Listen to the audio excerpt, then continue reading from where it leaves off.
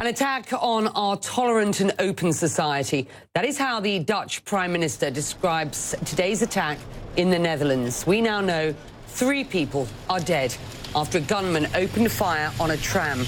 9 were wounded seriously. Police have just released this image of the suspect. It's a 37-year-old Turkish man. He is still on the loose. Authorities are still looking at whether this was a terror attack. Here is the Prime Minister.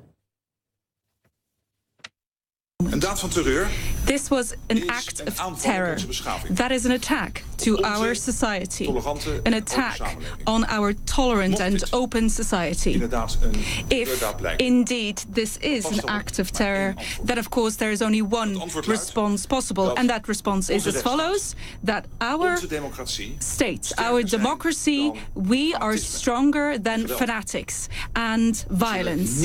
We will not stop to fight intolerance, never. An intense manhunt is underway, and it is focused on the town of Utrecht, very close to where the attack was carried out. CNN's Richard Quest is there with the very latest. Richard. Becky, I can do no better, perhaps, than just to stand out the way, and you can see the scene of the crime. The forensic police officers you can see moving inside, just behind the blue shields, which were put up by the fire brigade a short while ago, we believe, to protect the privacy of the bodies, the 3 bodies that are probably still in the tram. The forensic officers have been photographing not only inside the tram, but all the local vehicles as they determine what is relevant and what is involved and what is not.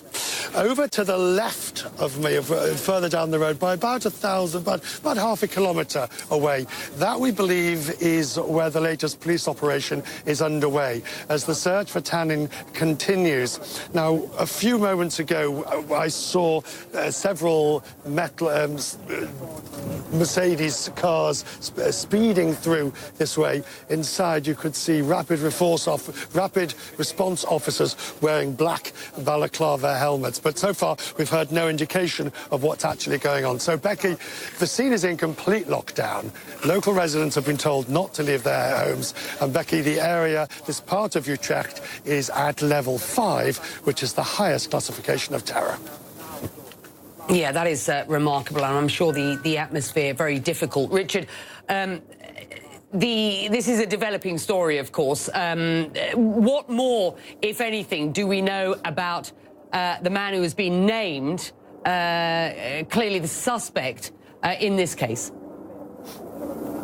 Right. Well, there are not much, although it's impressively the speed with which the Dutch authorities put the picture out. You've shown the picture. Now, that was taken only 4 minutes before the attack took place. The picture's at 10:41, and there's a second picture of him on the tram, and then the attack takes place at 10:45. It is believed, although not confirmed by the authorities, that he has had an extensive criminal history of one sort or the other, but the exact details of which are not known. Within the local community, he was described as a difficult person, but nobody believed he had terror activities. But at this stage, of course, that is just pure speculation. We're getting the drips and drabs of the information over who he was, where he lived, and what he was involved in. And just describe that neighbourhood, if you will.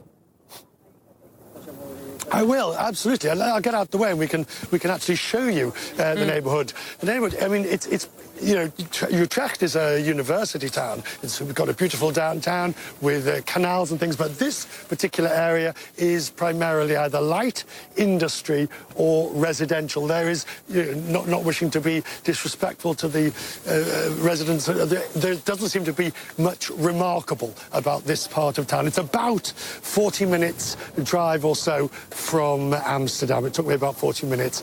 At the moment, the police have widened the cordon of this this particular area. So even if you're coming off the interstate from Amsterdam, it's impossible to get to this part. And our producer, who came up from Brussels via Rotterdam on the train, was telling us that the station here in Utrecht is under much heavier police guard, which of course is to be expected.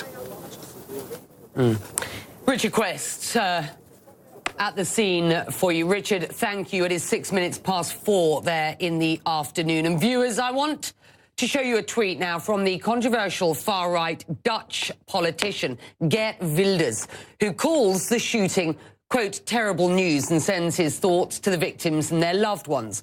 Wilders also says, rightly, the campaign has been stopped under these circumstances. Now, he is referring to provincial elections on Wednesday that will decide who's in the upper house of Parliament. Wilders, as we know, has built his reputation and his following around anti-Islamic sentiment. Among his outrageous statements, he's called for a ban on all Muslim immigrants to the Netherlands and says the Muslims are there, those who are there should leave.